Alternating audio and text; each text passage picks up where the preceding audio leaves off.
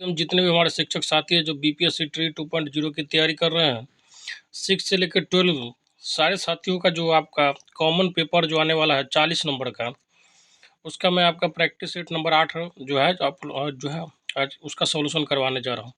अगर अभी तक आप हमारे चैनल से नहीं जुड़े हैं तो जुड़ जाइए और चैनल को सब्सक्राइब कर लीजिए, नोटिफिकेशन जरूर ऑन करके रखिएगा, क्योंकि मैं इसके अलावा आपका जो है अभी फ़िलहाल 9th-10th का SCERT का करवा रहा हूँ सॉल्यूशन, क्वेश्चन का MCQ, और जो कि 6 से लेके 8 वाले तथा 8 से लेकर 9-10th वालों के लिए भी उपयोगी है। साथ ही साथ 11-12 वाले भी उसको ज़रूर देखें, क्योंकि 9-10th जो है एक ऐसा है जो आपका जो है पूरा बेस जो है कवर करता है। बहुत जल्दी आपका 6, 7, 8 का भी करा दिया जाएगा, और जैसे जैसे जो सब्जेक्ट का 6 से लेकर 10 तक ख़त्म होगा उसका मैं 11-12 का भी स्टार्ट करवा दूंगा। थोड़ा जो है समय का अभाव होने के कारण जो है मैं अभी थोड़ा स्पीड अप में नहीं हूँ, लेकिन बहुत जल्दी आप लोग का जो है सारा कवर करवा दिया जाएगा। और मुश्किल से मानिए कि इस जो है मंथ के एंड तक, या आपको सितंबर अक्टूबर के जो है के एंड तक, या आपको अगले महीने के जो है अगले महीने के अगले वीक तक जो आपको जो है 6 से लेकर 10 तक सारा लगभग आपको SCERT कवर रहेगा। ठीक है, तो नहीं जुड़े हैं तो जुड़ जाइए, अपने साथियों में भी शेयर करते रहिए। तो चलिए साथी स्टार्ट करते हैं आज का जो आपका टेस्ट सीरीज नंबर 8 है, उसका जो मैं पहले जीके पार्ट करवाता हूँ। ठीक है, जो कि 8 नंबर से दिया रहता है क्वेश्चन में, और बाकी 1 से लेकर 7 तक मैथ्स रहता है जो कि लास्ट में करवाता हूँ। तो स्टार्ट करते हैं प्रैक्टिस सेट। क्वेश्चन नंबर जो आपका 8 कह रहा है कि बिहार में जो है बौद्ध बिहार का प्राचीनतम केंद्र था, क्या था इसका नाम बताइए। तो ये हो जाएगा आपका नालंदा। ठीक है, नालंदा जो था बौद्ध बिहार का जो है प्राचीनतम केंद्र था। बाकी विक्रमशिला आपको पता है भागलपुर में है। आगे कह रहा है कि बिहार में पटना के बिहटा में किसान सभा की स्थापना जो है स्वामी सहजानंद सरस्वती ने कब की। ठीक है, तो ध्यान रखिएगा, इसका आंसर हो जाएगा 4 मार्च 1928 को।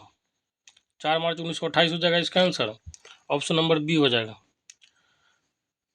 नेक्स्ट क्वेश्चन कह रहा है कि बिहार में सोरे के व्यापार का एकाधिकार जो है अंग्रेजों को किसने प्रदान किया था। तो इसका आंसर क्या हो जाएगा आपका, option number B Mir Jafar हो जाएगा। सोरा से बम बारूद वगैरह बनाया जाता है। नेक्स्ट क्वेश्चन कह रहा है कि बिहार में जो है गंगा की दक्षिणी सहायक नदियां कौन सी है, बताइए। बहुत बढ़िया क्वेश्चन है। तो इसका आंसर क्या हो जाएगा आपका, ऑप्शन नंबर बी सोन, पुनपुन, किऊल और चंदन।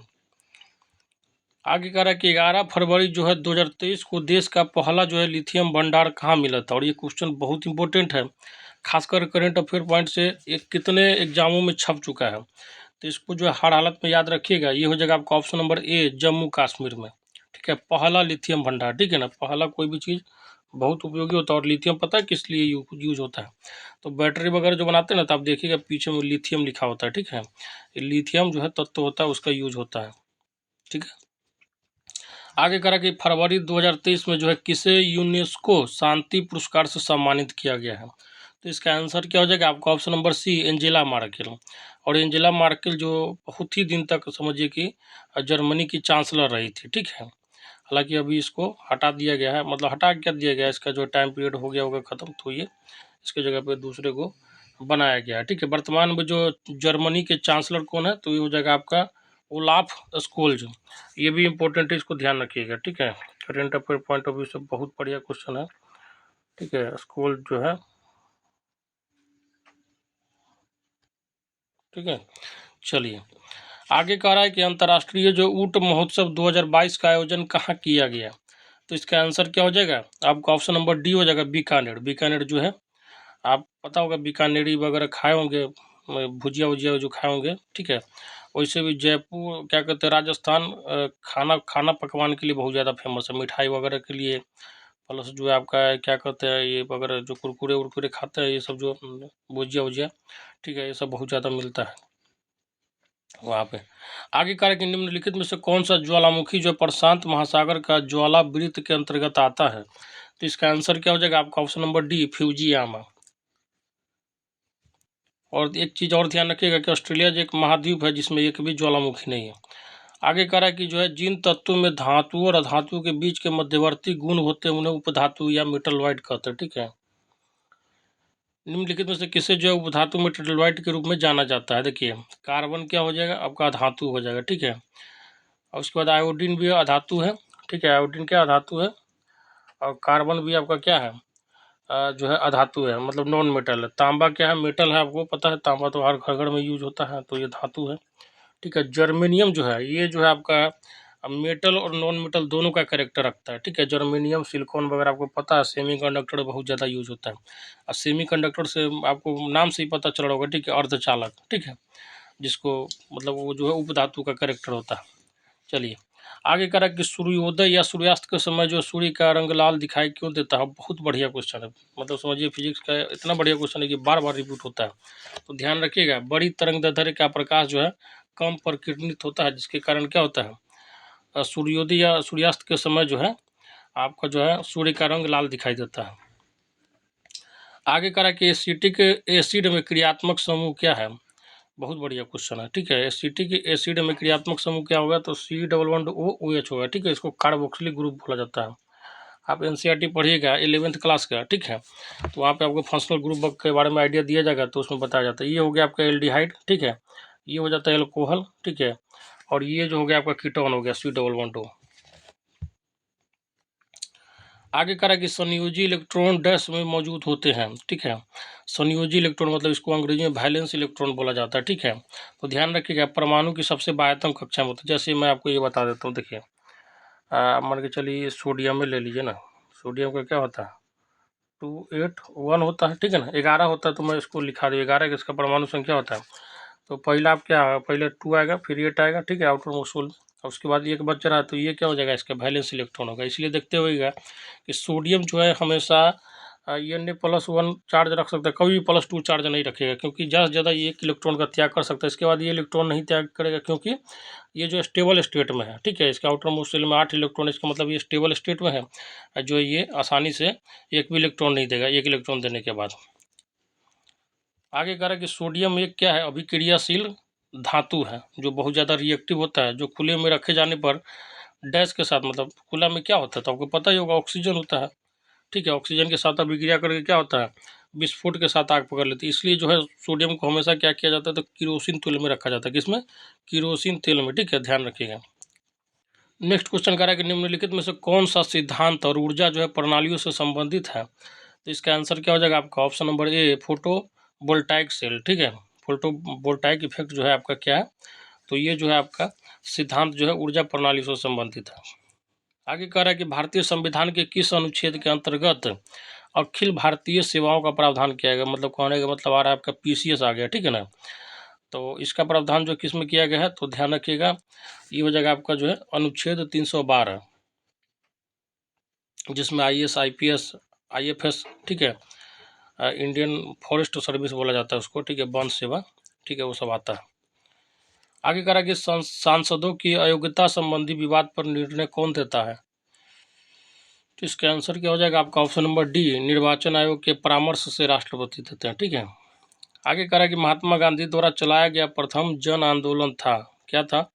जन आंदोलन पूछा जा रहा है, ठीक है। तो ध्यान रखिएगा, आपका ऑप्शन नंबर ए हो जाएगा असहयोग आंदोलन, जो कि 1920 में हुआ था, ठीक है। 1920 में असहयोग आंदोलन हुआ था। उसके बाद सविनय अवज्ञा आंदोलन उन्होंने स्टार्ट किया था नमक कानून को तोड़ के, ठीक है, 1930 में। और 1942 में हुआ था लास्ट इनका, तो समझिए कि एक जन आंदोलन था, भारत छोड़ो आंदोलन।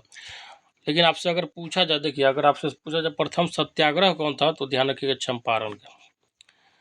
नेक्स्ट क्वेश्चन करा कि अंग्रेजों ने भारत में रेलवे किस उद्देश्य से शुरू की थी, बताइए। तो इसका आंसर क्या हो जाएगा आपका? ऑप्शन नंबर बी, ब्रिटिश वाणिज्य और प्रशासनिक नियंत्रणों की सुविधा के लिए। आगे कह रहा है कि हिंदी साप्ताहिक जो है देश का प्रकाशन प्रारंभ किया किसने? तो इसका आंसर क्या हो जाएगा आपका? राजेंद्र प्रसाद ने किया था, ठीक है ना, डॉक्टर राजेंद्र प्रसाद ने किया था, जो कि भारत के प्रथम राष्ट्रपति थे, स्वतंत्रता सेनानी थे। आपको पता होगा संविधान सभा के जो है परमानेंट अध्यक्ष इन्हीं को बनाया गया था। हालांकि शुरू में 2 दिन के लिए मात्र सच्चिदानंद सिन्हा बने थे, लेकिन बहुत उम्र दराज होने के कारण जो उनको इस पद से हटा दिया गया। थोड़ा स्वास्थ्य वगैरह भी उनका जो है सही नहीं रहता था। आगे कह रहा कि किसे जो है दक्षिण भारत का मैनचेस्टर कहा जाता है, ठीक है। मैनचेस्टर एक शहर है इंग्लैंड का, बहुत ही खूबसूरत शहर है, बहुत ही जो है फेमस है, ठीक है। खासकर जो है फुटबॉल क्लब के लिए मैनचेस्टर यूनाइटेड, ठीक है। तो कह रहा है कि दक्षिण भारत का मैनचेस्टर किसे कहा जाता है, तो ये हो जाएगा आपका ऑप्शन नंबर ए हो जाएगा, कोयम्बटूर को। ठीक है, बहुत खूबसूरत शहर है, ध्यान रखिएगा। आगे कह रहा है कि किस जलप्रपात को महात्मा गांधी जलप्रपात के नाम से जाना जाता है। बहुत बहुत इंपॉर्टेंट है, अब इतना ज़्यादा इंपॉर्टेंट है कि बहुत पूछा जाता है। ध्यान रखिएगा, ये हो जाएगा जोग प्रपात हो जाएगा। ठीक है, जोग या गरसोप्पा इसके नाम से भी इसको जाना जाता है। और ये जो है आपका कर्नाटक में शरावती नदी पर जो है, इसको ध्यान रखिएगा। लगभग 253 मीटर ऊंचा है। आगे कह रहा है कि उपन्यास जो है नील दर्पण का अंग्रेजी में अनुवाद किसने किया था, तो इसका आंसर क्या हो जाएगा आपका ऑप्शन नंबर जो है बी हो जाएगा, मधुसूदन दत्त ने। बहुत बढ़िया क्वेश्चन है, ठीक है, ध्यान रखिएगा और बहुत पूछा जाता है। ठीक है, ये जो है नील दर्पण का जो नाका, ये जो है मधुसूदन दत्त जो थे, ये दीनबंधु के मित्र भी थे एक तरह से, समझिए। देखिए अनुवाद जो है इसका क्या मधुसूदन दत्त ने किया था, लेकिन अगर आपसे पूछा जाए कि इसके लेखक कौन थे, तो दीनबंधु मित्र थे, जो कि बहुत फेमस आदमी थे। ठीक है, आगे कह रहा है कि प्रसिद्ध फारसी त्यौहार जो है नवरोज का प्रवर्तन किसने भारत में किया, तो इसका आंसर क्या हो जाएगा आपका ऑप्शन नंबर डी, बलबन ने। ठीक है,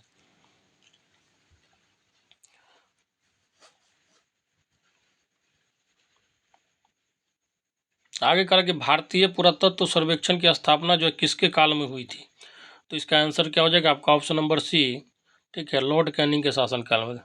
पुरातत्व सर्वेक्षण का मतलब होता है, जैसे मान के चलिए राम मंदिर का मुद्दा ये बना था। ठीक है, तो उसमें जो है उसके जो है नीचे में, ठीक है, मतलब जो ईंट वगैरह जो भी मतलब यूज हुआ था आपका, मतलब पत्थर वगैरह, तो उसका जो है चेक होता है कि कार्बन 40 डेटिंग प्रणाली होता है, आपको पता नहीं होगा तो आप जान लीजिए। उसके तहत जो है आपको चेक किया जाता है कि कितने साल पुराना है, उस समय का सभ्यता क्या था, उस समय कौन सा मंदिर ज़्यादा था कि मस्जिद था कि गुरुद्वारा था, तो उस हिसाब से जो आपको चेक किया गया था। ठीक है, इसी को भारतीय पुरातत्व सर्वेक्षण जो विभाग बोला जाता है। ठीक है, इंडियन आर्कियोलॉजिकल डिपार्टमेंट। और इसकी स्थापना किसने की थी, तो लॉर्ड कैनिंग ने की थी, जिसके समय में आपको पता होगा 1857 का विद्रोह हुआ था। ठीक है, लॉर्ड विलेजली जो है सहायक संधि का जन्मदाता माना जाता है। और लॉर्ड विलियम बेंटिंग जो है सती प्रथा का अंत करने का श्रेय जो इनको जाता है। ठीक है, हालांकि प्रयास राजा राम मोहन राय इस दिशा में बहुत किए थे, उनको प्रभावित किए थे करने के लिए। चलिए आगे कह रहा है कि संविधान की उद्देशिका का संशोधन कितनी बार किया गया है, तो इसका आंसर क्या हो जाएगा आपका ऑप्शन नंबर सी हो जाएगा, एक बार। केवल जो है आपको 42वां संविधान संशोधन के द्वारा 1976 में किया गया था। ठीक है ना, और इसके तहत जो है आपका प्रस्तावना में ध्यान रखिएगा बहुत पूछा जाता है, समाजवाद, पंथ निरपेक्षता और अखंडता शब्दों को जोड़ा गया है। ठीक है, ध्यान रखिएगा। नेक्स्ट क्वेश्चन कह रहा है कि निम्नलिखित देशों में से अफगानिस्तान के साथ किस देश की सीमा नहीं मिलती है, तो इसका आंसर क्या हो जाएगा आपका ऑप्शन नंबर बी, रूस की सीमा जो है नहीं मिलती है। ठीक है, बाकी जो है आपका उत्तर में तुर्कमेनिस्तान है। ठीक है, अब जाइएगा तो उत्तर पूर्व में जो है चीन से भी मिलती है, और बाकी पूर्व में पाकिस्तान से मिलती है। ठीक है, पश्चिम में ईरान से मिलती है, और उत्तर में आपका जितना भी स्थान है तुर्कमेनिस्तान, उज्बेकिस्तान, तजाकिस्तान, सबसे जो है इसका बॉर्डर लगता है। आगे करेगा 1857 के दौरान बिहार में कहाँ के लोगों को आभास हुआ कि मानो देश के सरकारी, कह रहा है कि 1857 के दौरान बिहार में कहाँ के लोगों को आभास हुआ कि मानो देश से सरकारी प्रशासन ही समाप्त हो चुका है या था, तो ये हो जाएगा आपका option number D, Jagdishpur. Jagdishpur पता है आपको, आड़ा वाला क्षेत्र को बोला जाता था, जहाँ से वीर कुंवर सिंह जो है 1857 के विद्रोह का नेतृत्व किए थे। आगे कह रहा है कि भारतीय सेवक समाज की स्थापना किसने की थी, तो इसका आंसर क्या हो जाएगा आपका option number B, Gopal Krishna Gokhale ने की थी। ठीक है, आगे कह रहा है कि 1920 में खिलाफत कमेटी की सभा, जिसने गांधी को असहयोग आंदोलन के नेतृत्व को संभालने का अनुरोध किया था, वह जो है किस शहर में हुई थी, तो इसका आंसर क्या हो जाएगा आपका ऑप्शन नंबर ए, इलाहाबाद में। नेक्स्ट कह रहा है कि छोटे मांसाहारी या द्वितीयक उपभोक्ता डैश स्तर पर आते हैं, इसका आंसर क्या हो जाएगा आपका ऑप्शन नंबर बी हो जाएगा। ठीक है, तीसरे पोषी के जो है अंतर्गत आते हैं। ठीक है, ध्यान रखिए, जैसे प्राथमिक उपभोक्ता के अंतर्गत क्या आ गया, तो जो घास वगैरह को खाता है या स्वपोषी को खाता है उसको क्या बोलते हैं, प्राथमिक उपभोक्ता बोलते हैं। जैसे खरगोश जो है घास को खाता है, बकरी वगैरह हो गया। ठीक है, अब द्वितीय उपभोक्ता में क्या आ गया, तो जो छोटे मांसाहारी जो शाकाहारियों को खाते हैं, जैसे सांप जो खरगोश को खाता है। तृतीय उपभोक्ता में क्या आ गया, बड़े शिकारी जो माध्यमिक उपभोक्ता को खाते हैं, जैसे उल्लू जो है क्या करता है, सांप को भी खा जाता है। तो इस तरीके से जो है आपका जो है फूड चेन ये चलता रहता है। आगे कह रहा है कि जैव निम्नकरणीय पदार्थ के बारे में विचार करने पर इनमें से कौन सा एक जो है उभयनिष्ठ गुण मौजूद होता है? आपको पता होना चाहिए उभयनिष्ठ गुण क्या होता है। तो जो कॉमन होता है, कॉमन, उसको हिंदी में उभयनिष्ठ बोलते हैं, ठीक है। तो इसका आंसर क्या हो जाएगा आपका? ऑप्शन नंबर बी हो जाएगा। वे सभी मूलतः जैविक होते हैं। देखिए, जैव निम्नकरणीय, ठीक है।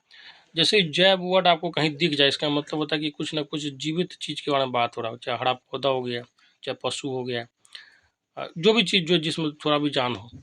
आगे कह रहा है कि पर्यावरण के विभिन्न घटकों के बीच जो ऊर्जा के प्रवाह के संबंध में निम्नलिखित में से कौन सा कथन जो है गलत है?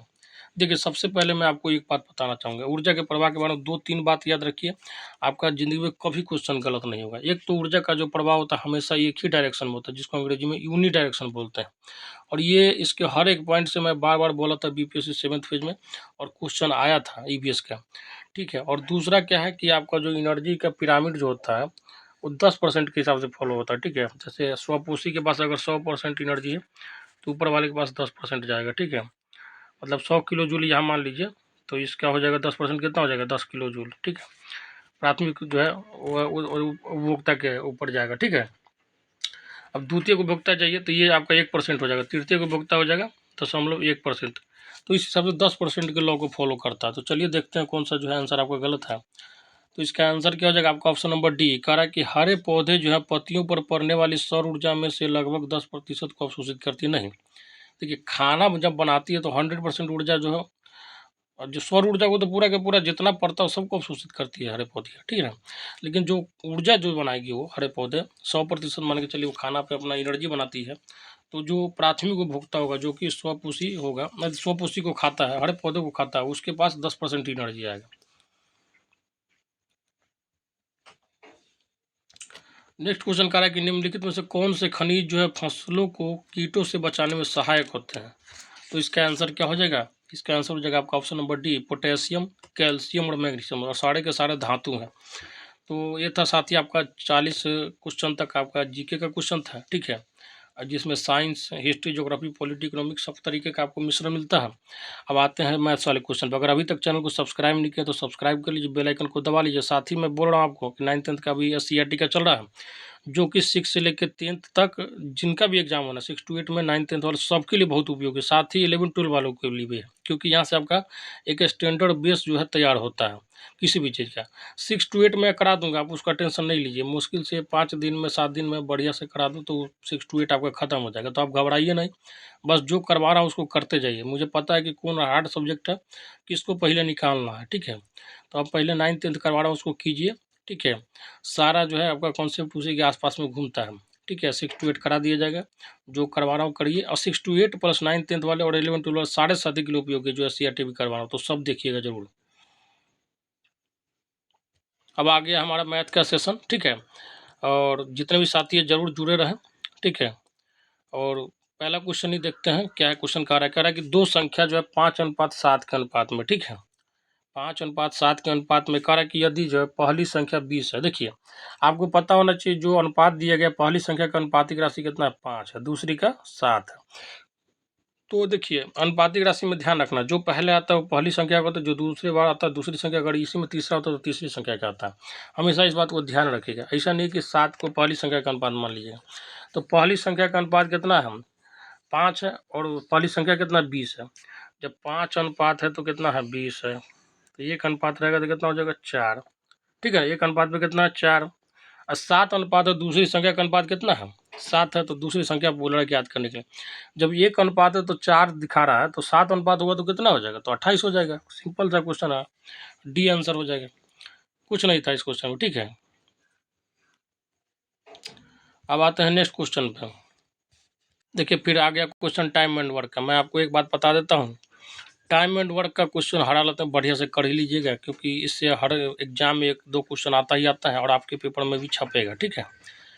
तो ध्यान रखिएगा, और कुछ खास नहीं होता, बस एक बार दिमाग में चढ़ गया तो सिंपली बना लीजिएगा। कह रहा है कि ए किसी कार्य को 20 दिन में पूरा कर सकता है। चलिए ले लेते हैं, ए और बी हो गया, ठीक है। यहाँ पे कह रहा है कि ए किसी कार्य को 20 दिन में पूरा कर सकता है, 20 दिन में करता है, और बी उसी कार्य को 25 दिन में करता है। चलिए 25 दिन में करता है, ये टाइम दिया हूँ, आप समझ लीजिएगा। उन्होंने कहा है कि एक साथ कार्य प्रारंभ किया, ठीक है। दोनों का मूड ठीक था, कहा कि चलो मिल के करते हैं, किया भी। लेकिन 5 दिन के बाद जो है बी ने 5 दिन के बाद जो है काम छोड़ दिया, मतलब उसका जो है प्रॉफिट नहीं बुझाया होगा, ठीक है, 200-300 का दिहाड़ी रहा होगा तो बीच में काम छोड़ के चला गया। तो कह रहा कि शेष कार्य को पूरा करने में ये को कितना दिन लगा। देखिए ऐसा क्वेश्चन जब भी आएगा तो इसको कैसे टैकल करेंगे। ए कितने दिन में 20 दिन में कर रहा है और बी जो है 25 दिन में कर रहा है। तो सबसे पहले क्या कीजिएगा, जो काम करने का टाइम होता है उसका एलसीएम निकाल लीजिएगा। तो एलसीएम निकालिएगा दोनों का तो कितना हो जाएगा, 100 हो जाएगा, ठीक है। टोटल 100 आ गया, टोटल कार्य हो गया। जो एलसीएम आता है क्या हो गया, टोटल कार्य हो गया। अब जो है देखिए 20 दिन में करता है, ये जो है 100 भाग कार्य करता है, तो मतलब एक दिन में उसका क्षमता कितना हो जाएगा, 5 करने का, ठीक है। और इसका कितना हो गया, बी जो है 25 दिन में 100 कार्य करता है, तो एक दिन में इसका क्षमता कितना हो गया, 4 हो गया। समझ में, आप क्षमता निकाल लिए, टाइम पता है कितना दिन में किया है, टोटल कार्य पता है, बस आप क्वेश्चन को देखिए कैसे हम उड़ाते हैं। कह कि ए और बी मिलके जो है 5 दिन तक काम करता है साथ में। तो आपको पहले पता करना है कि ए और बी का कुल क्षमता कितना हो जाएगा। देखिए ए का क्षमता कितना है, 5 है, बी का क्षमता कितना, 4 है, तो ये ए और बी का कुल क्षमता कितना हो जाएगा, तो 9 हो जाएगा। अब दोनों मिलके मात्र 5 दिन तक काम किया सही से, तो क्या हो जाएगा, तो 9 गुने 5 तक दिन काम किया तो कितना हो जाएगा, 45 हो जाएगा, ठीक है ना। तो कुल मिला के ए और बी जब साथ में काम कर रहा था तब तक तो 45 काम करके चला गया, ठीक है। अब जो है जितना बोझ था सब जो है एक कंधा पे छोड़ दिया, ठीक है। तो 100 कार्य करना था जिसमें से 45 कार्य जो है ए और बी दोनों, तो क्या कर रहा है देखिए, मतलब टोटल कार्य 100 था और ए और बी दोनों मिलकर 45 काम किया, ठीक है, 5 दिन में। तो काम कितना बचा उसके बाद, 55 जो है कार्य बच गया। अब वो किसको करना है, तो केवल ए को करना है, और ए का क्षमता आपको पता ही है 5 है। तो 55 में टोटल कार्य में जो है ए की क्षमता से भाग दे दीजिए। तो 5 क्षमता है, 55 कार्य करना, तो 11 दिन लगेगा कि नहीं। सिंपल सा क्वेश्चन है, ठीक है, ये आंसर हो जाएगा। चलिए 2 का क्या होगा, आंसर ये हो जाएगा, ठीक है। अब आते हैं नेक्स्ट क्वेश्चन पे, क्वेश्चन नंबर 3 पे। देखिए क्वेश्चन क्या कह रहा है कि एक जो है विक्रेता है, ठीक है, जो बेचता है, 63,000 में 6 सिलाई मशीन बेचा था, ठीक है, 63,000 में 6 सिलाई मशीन बेचा और उसको जो है 5% का लाभ हुआ, ठीक है ना। कितना का लाभ हुआ, 5% का लाभ हुआ। तो हम क्या करते हैं, सबसे पहले एक सिलाई मशीन का जो है कितना बिका था उसको हम कैलकुलेट कर लेते। तो कैसे कीजिएगा, तो 63,000 में 5 से भाग दे दीजिए, भाग कर लीजिएगा सभी साथियों को, उम्मीद करता हूँ। तो क्या हो जाएगा, ये 63,000 सॉरी 6 सिलाई मशीन था, ठीक है ना, 6 सिलाई मशीन था, तो ये 6 से भाग दे दीजिए, तो कितना हो जाएगा, 10,500 रुपया एक सिलाई मशीन का दाम हो गया, ठीक है। कह रहा है कि और उससे 5% का लाभ हुआ, मतलब प्रत्येक सिलाई मशीन को 10,500 रुपये में बेच रहा है तो उसको 5% का लाभ हो रहा है। तो पहले प्रत्येक सिलाई मशीन का क्रय मूल्य निकाले थे। देखिए 100 रुपया क्रय मूल्य था, 105 रुपया विक्रय मूल्य हुआ, ठीक है ना। आगे कितना है, तो एक सिलाई मशीन का जो है 10,500 है, ठीक है ना। तो यहाँ से काटेंगे हम, कितना बार में कटेगा, ये हो जाएगा आपका 100 बार में, ठीक है ना, 100 बार में कट जाएगा। तो कहने का मतलब कि ये वो सिलाई मशीन का जो है दाम था 10,000 रुपया था, ठीक है ना, 10,000 रुपया दाम था, 5% लाभ लेके 10,500 बेचा था, ठीक है। अब ये जो है सिलाई मशीन का हमको क्रय मूल्य पता चल गया, कितना पता चल गया, तो 10,000 रुपया पता चल गया। कह रहा है कि यदि वह 15% लाभ अर्जित करना चाहता है, ठीक है, तो उसको जो है 8 मशीनें कितने में बेचनी चाहिए। देखिए अब 8 मशीन हमको बेचना है, तो आपको ये तो पता चलना चाहिए सबसे पहले कि 8 मशीन का जो है क्रय मूल्य कितना होगा, ठीक है। तो 10,000 रुपया में एक मशीन खरीदते थे, तो 8 मशीन कितना का हो गया, 80,000 का हो गया, ठीक है ना, 80,000 का हो गया। इसको दशमलव नहीं समझिएगा, कॉमा दे दिया जाता है, ठीक है, हज़ार दिखाने के लिए क्लियर, ऐसे ही पता चला देखने से। तो कह रहा है कि 15% लाभ अर्जित करना है, तो 15% लाभ अर्जित करने का मतलब 115 रुपया का हो गया, सामान 100 रुपया का जो है क्रय मूल्य हुआ था, ठीक है। अब इसको काट दीजिए, 2 को 0 से 2 को 0 काट दीजिए, 115 में 800 से गुना कीजिएगा ना, तो जो है आपका क्या निकल के आ जाएगा बताइए।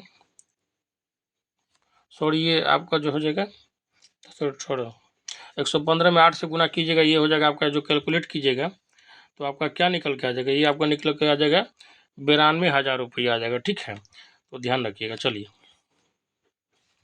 आगे कह रहा है कि दी गई आकृति में कोट थीटा का मान ज्ञात करिए। इससे सिंपल क्वेश्चन तो हो ही नहीं सकता, जिनको थोड़ा भी ट्रिग्नोमेट्री पता होगा ऐसे ही देखते उड़ा दीजिएगा। देखिए आपको समकोण त्रिभुज दिया गया, राइट एंगल ट्रायंगल दिया गया है जिसमें आपको कर्ण दे दिया गया, ठीक है। बाकी आप इस एंगल के हिसाब से मांगिएगा तो ये लंब है, और इस एंगल के हिसाब से मानिएगा तो ये लंब हो जाएगा, ठीक है ना। तो लंब आधार जो है चेंज होते रहता है, ये कॉन्सेप्ट आप समझ लीजिए। कर्ण फिक्स रहेगा किसी भी समकोण त्रिभुज में। चलिए कुछ भी हो, हमको उसे नहीं लेना, हमको क्या करना है, ये भुजा निकालना है। तो ये पाइथागोरस थ्योरम होता है, प्रमेय होता है, उसके हिसाब से क्या कीजिएगा, कर्ण के स्क्वायर में से लंब या आधार में से किसी को घटा दीजिएगा तो आपका ये निकल जाएगा बचा हुआ। तो 17 का स्क्वायर कीजिएगा ना तो 289 आएगा, माइनस 8 का स्क्वायर कीजिएगा तो 64 आएगा। तो टोटल कितना आ जाता है 225। ठीक है, तो इसको रूट से बाहर निकालिएगा तो 15 आ जाएगा। ठीक है ना, इसको वर्गमूल बोलते हैं, स्क्वायर रूट। तो ये 15 हो जाएगा। ठीक है ना, आपको ये क्या निकल के आ गया 15। आप चलिए, आप कह रहा है कि cot थीटा बताइए। ठीक है ना, तो cot थीटा और क्या होता है आपको पता होगा, tan थीटा का उल्टा होता है। तो cot थीटा क्या हो जाता है बताइए, cot थीटा हो जाता है आपका, tan थीटा होता है लंब बटे आधार। तो cot थीटा क्या हो जाएगा, आधार बटे लंब। तो ये हो गया हमारा आधार, ये हो गया हमारा लंब। ठीक है, हम कितना निकालें इसको, तो ये 15 निकला है। तो cot थीटा क्या हो जाएगा, आधार बटे लंब, तो 15/8 हो जाएगा। ठीक है ना, समझ में आ गया होगा। चलिए, तो इसका आंसर क्या हो जाएगा आपका, ऑप्शन नंबर सी हो जाएगा। आगे कह रहा है कि यदि किसी आयत के विकर्ण की लंबाई जो है 17 सेंटीमीटर, आयत के विकर्ण, ठीक है, और परिमाप 46 सेंटीमीटर है, तो आयत का क्षेत्रफल निकालिए। देखिए मैं आपको कॉन्सेप्ट बता दे रहा हूँ, आप इसको कर लीजिए, कुछ खास है नहीं। देखिए ये आयत है, मान लीजिए कि ये जो है आपका लंबाई इसका ए दिया है, बी ए दिया है, इसका चौड़ाई। ठीक है, तो कह रहा है आयत के विकर्ण, तो आपको पता होगा ये विकर्ण कैसे निकालते हैं, तो हम ऐसे निकालते हैं, √a² प्लस b² ऐसे करते हैं। ठीक है ना, आपको पता है कि यहाँ आयत में क्या होता है, प्रत्येक भुजा जो है जब मिलती है तो 90 डिग्री बनाती है। ठीक है, तो इस हिसाब से क्या हो गया, एक तरह से ये जो हो गया आपका, मान के चलिए ए बी सी जो है समकोण त्रिभुज हो गया, जिसमें क्या आपको पता है ये भी आमने सामने का भुजा जो है बराबर या समानांतर होता है आयत में। तो ये हो गया, ये बी हो गया, तो आपको ये क्या निकल के आ जाएगा, ये √a² प्लस b² आ गया। ठीक है, तो कहता है √a² प्लस b² कितना, विकर्ण की लंबाई 17 सेंटीमीटर है। ठीक है, तो यहाँ से आप क्या निकाल लीजिएगा, a² प्लस b² क्या कर दीजिएगा, इधर भी स्क्वायर कर दीजिए तो 17 का स्क्वायर हो जाएगा। ठीक है ना, यहाँ तक समझ में आ गया। वो चलिए आगे आपको समझ आता है। आगे ये इक्वेशन यहाँ से निकल गया, विकर्ण वाले जो है कॉन्सेप्ट का यूज करके एक जो है क्या निकाल दिया हम, एक जो हम कॉन्सेप्ट विकर्ण का यूज करके क्या निकालिए, a² प्लस b² क्या हो जाएगा, 17 का स्क्वायर हो जाएगा। ठीक है, दूसरा कह रहा है कि आयत का परिमाप जो है 46 सेंटीमीटर होता है। परिमाप कैसे निकालते हैं, तो 2 गुने लंबाई प्लस चौड़ाई बराबर क्या हो गया 46। यहाँ से a प्लस बी क्या आ जाएगा, a प्लस बी आ जाएगा आपका क्या हो जाएगा 23 आ जाएगा। अब आपको a प्लस बी पता चल गया कितना है 23। ठीक है, अब यहाँ पे a² प्लस b² बराबर पता है, तो आपको निकालना का आयत का क्षेत्रफल, आयत का क्षेत्रफल कितना होता है ए बी। ठीक है ना, लंबाई गुना चौड़ाई। अब इसको कैसे निकालिएगा, तो आपको पता है कि ये इसको स्क्वायर कर दीजिए दोनों साइड। ठीक है, तो ये प्लस बी का होल स्क्वायर कीजिए और इसका भी स्क्वायर कर दीजिए, और ये प्लस बी का होल स्क्वायर आपको क्या पता है, a² plus b² plus 2ab होता है। ठीक है ना, बराबर कितना हो जाएगा 529। आपको a² प्लस b² पता है कितना है 17 का स्क्वायर है, तो 2ab निकल जाएगा, 2ab निकल जाएगा तो ए बी का वैल्यू निकल जाएगा जो कि आयत का क्षेत्रफल होता है। तो आप वहाँ से निकाल लीजिएगा, कुछ खास है नहीं।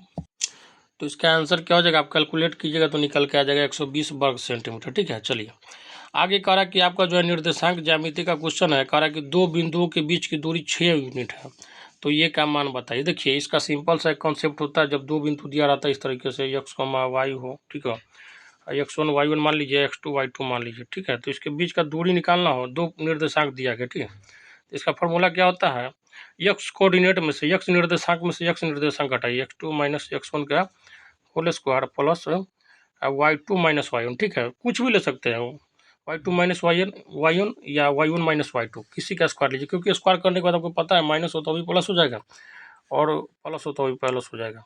y2 माइनस y1 का जो है स्क्वायर हो जाएगा, तो आपका क्या था डिस्टेंस फार्मूला था। ठीक है, ये हो जाता है आपका फार्मूला x2 माइनस x1 का whole square plus y2 minus y1 का होल स्क्वायर। ठीक है ना, ठीक है, चाहे x1 माइनस x2 भी लिख सकते हैं, y1 माइनस y2 भी लिख सकते हैं, दोनों में से किसी तरह से लिख सकते हैं, क्योंकि आपको पता है कि स्क्वायर होने के बाद क्या होता है प्लस में ही आ जाता है, चाहे माइनस हो चाहे प्लस हो। तो इसी कॉन्सेप्ट का यूज करके हम जो इस क्वेश्चन को बनाते हैं, देखिए हमारे पर ये x1 निर्देशांक क्या हो गया, ये हो गया, और ये x1 हो गया, ठीक है, ये x2 हो गया। ठीक है ना, फॉर्मूला में लगाइए, x2 माइनस x1 हम करते हैं, चलिए 3 माइनस ए का होल स्क्वायर प्लस y2 क्या हो गया आपके पास, ये हो गया y1 कितना हो जाएगा -3 हो जाएगा, ठीक है ना। तो y2 कितना हो गया ये हो गया माइनस माइनस माइनस, आपको पता है प्लस हो जाता है, तो ये +3 का स्क्वायर हो जाता है। और इस कितने के बराबर दिया गया 6 यूनिट के बराबर। अब क्या करना है, स्क्वायर कर दीजिए। जो इस रूट स्क्वायर रूट को हटाना है तो क्या करना पड़ेगा, स्क्वायर करना पड़ेगा। ये उड़ जाएगा स्क्वायर करने पर, ये हो जाएगा स्क्वायर, ठीक है ना। अब बाकी आपको पता है कि इसको सॉल्व कीजिएगा, ठीक है। तो आपका क्या हो जाएगा, ये देखिए a माइनस बी का होल स्क्वायर, ये प्लस बी का होल स्क्वायर है, ठीक है ना। इसको सॉल्व कीजिएगा तो +2a -2a भी वाला पार्ट तो ऑलरेडी कट जाएगा, ठीक है। आपको जो है 2a स्क्वायर आ जाएगा, ठीक है ना। +2 जो है 9 और 9 18 करके आ जाएगा। 36 में से 18 घटा दीजिएगा तो 2a स्क्वायर बराबर क्या हो जाएगा, 36 माइनस 18 8 होना चाहिए हमारे हिसाब से, ठीक है। तो ये स्क्वायर बराबर कितना हो जाएगा, ये स्क्वायर बराबर आपका क्या हो जाएगा 9। तो ये बराबर क्या निकल के आ जाएगा, +-3 निकल के आ जाएगा। तो क्या हो जाएगा आपका ऑप्शन नंबर ये हो जाएगा। चलिए, उम्मीद करता हूँ समझ में आ गया होगा, थोड़ा बहुत स्टेप उड़ाया हूँ, आप समझ गए होंगे, क्योंकि आप खुद बीएड वाले और 6 से लेकर 10th 12 वाले एग्जाम देने वाले, तो उम्मीद करता हूँ कि इतना आपको जो है पता होगा। आगे का जो है क्वेश्चन नंबर 7 है, और इस टेस्ट सीरीज का प्रैक्टिस सेट नंबर 8 का जो है लास्ट क्वेश्चन है। कह रहा है कि 3 अंकों वाली कितनी संख्याएं जो है 7 से विभाजित है। 3 अंकों वाली आपको सब पता है संख्या कहाँ से स्टार्ट होता है, तो 100 के बाद शुरू हो जाता है, ठीक है ना। 100 से शुरू होता है और 999 तक चलता है। कह रहा है कि 100 से लेकर 999 के बीच में कितनी ऐसी संख्या है जो 7 से भाग देने पे पूरी तरह कट जाती है। यही क्वेश्चन पूछ रहा है और कुछ नहीं है, ठीक है। क्वेश्चन को पहले समझिए। तो पहला हम क्या करेंगे कि 100 से लेकर 999 की जो पहला संख्या जो 100 के बाद चेक कीजिए जो 7 से भाग ले, तो ये 105 आ जाता है, ठीक है। चेक कीजिएगा, आपको पता चल जाएगा, ठीक है। उसके बाद अगला कौन आएगा, तो इसमें 7 जोड़ दीजिए 112 आ जाएगा, ठीक है। इसी तरीके से जाता है डस्ट डस्ट करके 994 तक आएगा आपका, ठीक है। अब इसमें क्या करना है, आपको निकालना संख्या कैसे है। तो देखिए इसमें पहला पद आपको जो है समानांतर श्रेणी पढ़े हुएगा, ठीक है। अगर इसमें पहला पद हमको पता है कितना है, पहला पद को ए से डिनोट करते 105 हो गया। डी जिसको कॉमन डिफरेंस है, या उसको क्या बोल सकते हैं, डिफरेंस को अंतर बोल लीजिए, कॉमन मतलब विनिष्ट अंतर जो हो जाएगा आपका 7 हो गया, ठीक है। तो आपको पता है कि जो है कह रहा है कि इसमें टी एन टर्म कैसे निकालते हैं, तो टी एन टर्म के बारे में आपको पता होगा। देखिए थोड़ा इरेज कर देता हूँ, ध्यान से देखिएगा इस क्वेश्चन को। अच्छा क्वेश्चन, अच्छा कॉन्सेप्ट है। देखिए टी एन टर्म कैसे निकालते हैं समानांतर श्रेणी में, तो ये होता है a plus n minus 1 into d. हमको टी एन टर्म जो है, एन टर्म हमको पता होगा कितना है 994 है, ठीक है ना। पहला टर्म कितना 105 है, एन हमको नहीं पता, एन माइनस 1 इंटू डी हमको पता है कितना 7 है। अब इसको हम सॉल्व करते हैं, 994 माइनस 105 कर देते, तो थोड़ा स्टेप उड़ा रहा हूँ, अब देख लीजिए ध्यान से। 889 हो जाएगा, ठीक है। बराबर क्या हो जाएगा n-1 इंटू 7 हो जाएगा, ठीक है। अब 889 देखिए यहाँ 7 गुना में तो इधर लाएंगे समीकरण इस साइड, तो क्या हो जाएगा 889/7 हो जाएगा, बराबर क्या हो जाएगा n-1, ठीक है ना। तो इसको भाग दीजिएगा तो 7 से 12 7 84 और 7 7 49 127 हो जाएगा। अब -1 उधर जाएगा तो 128 आ जाएगा। उम्मीद करता हूँ समझ में आ गया होगा, ठीक है। तो आपका सी आंसर हो जाएगा। तो ये था साथी आपका प्रैक्टिस सेट नंबर 8। मैं आपको फिर से बोल रहा हूँ कि अगर अभी तक आप सीरियस नहीं तो बहुत बड़ा जो है लापरवाही कर रहे हैं और बेवकूफ़ी कर रहे हैं आप। अभी सीरियस हो जाइए, क्योंकि ये लास्ट अपॉर्चुनिटी है। शिक्षक बनने का जो वेतनमान का लास्ट मौका है। आपको पता है कि हर दिन नियम चेंज होता है इस देश में, चाहे इस राज्य में। तो आपको पता है कि इलेक्शन से पहले जो अपॉर्चुनिटी मिला उसको जो है ग्रैब कीजिए, पकड़िए, तैयारी कीजिए, और लास्ट अपॉर्चुनिटी समझिए कि आपको एक वेतनमान का टीचर बनने का। और ये कन्फर्म है कि आपका जो रोस्टर क्लियरेंस हो गया है वैकेंसी का, और बहुत जल्दी जो है आपका वैकेंसी आ ही जाना है। कभी भी नोटिफिकेशन गिर सकता है, तो इस अपराध मति में नहीं रहिए कि नोटिफिकेशन गिरेगा तो हम तैयारी करेंगे। तब तक बहुत ऐसे साथी हैं जो मतलब एक तरह से क्या है, दूध से जले हुए हैं, ठीक है। मतलब गर्म दूध पी के जले हुए हैं, ऑलरेडी एग्जाम दे के जले हुए हैं, तो पहले से चुखा के अपना रखे हुए हैं चाकू, ठीक है। तैयारी उनका जारी है, तो इसलिए तैयारी करना शुरू कर दीजिए। आपको पता है इस बार थोड़ा कंपटीशन रहेगा, क्योंकि सबको जो है पेपर का पैटर्न पता चल चुका है। बीपीएससी एग्जाम लिए पता है कि जो है फर्जीवाड़ा चलेगा नहीं, तो यहाँ सब मेहनत करना शुरू कर दिए हैं, क्योंकि सीटेट का एग्ज़ाम ये है नहीं, ठीक है ना, कि सीधे आंसर देखे नॉन निगेटिव है। सीटेट के एग्ज़ाम और इस एग्ज़ाम में बहुत आकाश ज़मीन का अंतर होता है। यहाँ पे आपका पूरा कॉन्सेप्ट चेक किया जाएगा, हवाबाजी नहीं चलेगा। तो इसीलिए कह रहा हूँ मेहनत करना शुरू कर दीजिए। मेहनत ही एकमात्र आप लोगों के पास विकल्प है। हाँ, ये तय है कि अगर आपके पास मेरिट है तो आपको सिलेक्शन होने से कोई नहीं रोक सकता है। और कंपटीशन है, इसका मतलब ये नहीं कि इसका कंपटीशन इतना है कि आपका यूपीएससी लेवल का है। इतना मानिए कि इंडिया में अभी कोई भी एग्ज़ाम होता है उससे लो ही लेवल का कंपटीशन है। क्योंकि आपको देखना है तो ग्रुप डी देख लीजिए, ग्रुप डी का एक जो वैकेंसी है इसमें 2-2 करोड़ फॉर्म गिरता है, ठीक है। और 1/3 निगेटिव होने के बाद भी 80-80 नंबर 100 नंबर में जो है आपका वहाँ कट ऑफ जा रहा है। तो अब इससे तो आपका बेहतर ही है ना, क्योंकि आपके जो जोन में कोई घुस भी नहीं सकता, क्योंकि आपके पास जो बीएड का डिग्री है, ठीक है ना। इसीलिए थोड़ा यहाँ पे है, बाकी ओपन होता तो यहाँ भी बहुत ज़्यादा कंपटीशन होता। तो अब इसको समझिए और तैयारी कीजिए। और मैं फिर से बोल रहा हूँ कि ज़्यादा से ज़्यादा वीडियो को शेयर कीजिए, क्योंकि जितना आप शेयर कीजिएगा, जितना हमारा जो है लोग आप पसंद कीजिए, और लाइक ज़रूर कीजिएगा, क्योंकि आप लोग का लाइक बहुत कम रहता है, ठीक है साथी। तो ज़्यादा से ज़्यादा शेयर कीजिए, और बहुत जल्दी जो आप लोग का सारा खत्म कर दिया जाएगा सिलेबस, घबराने की बात नहीं। चलिए, जय हिंद, जय भारत।